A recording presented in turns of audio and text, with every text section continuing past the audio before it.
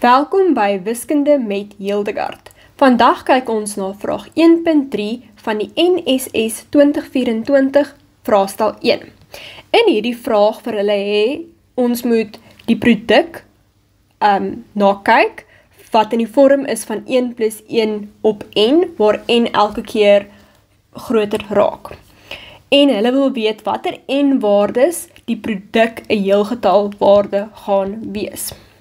Ok, so kom ons begin deur elke hakkie uit te werk om te sien waarmee ons te doen het. 1 plus 'n half is 3 op 2. 1 plus 'n derde is 4 op 3. En 1 plus 'n kwart is 5 op 4. Maar uiteraard gaan ons patroon aangaan. En noemer is altyd 1 meer as jou deler.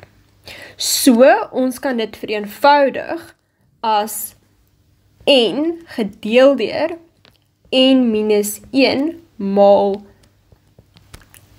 n plus 1 gedeel deur n.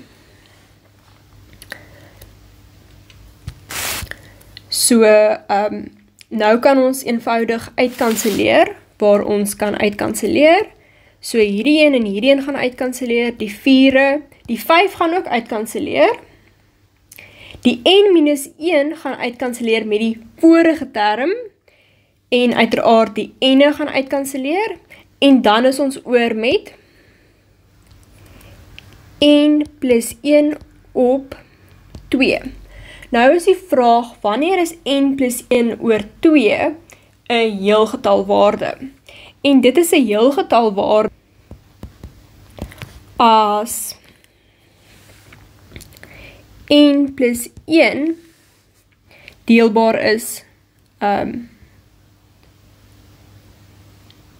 deelbaar is deur 2. So daarom moet n 'n onewe getal wees wat groter is as 2. So, n is groter as 2. Ok, en dit is die einde van hierdie vraag. Baie dankie.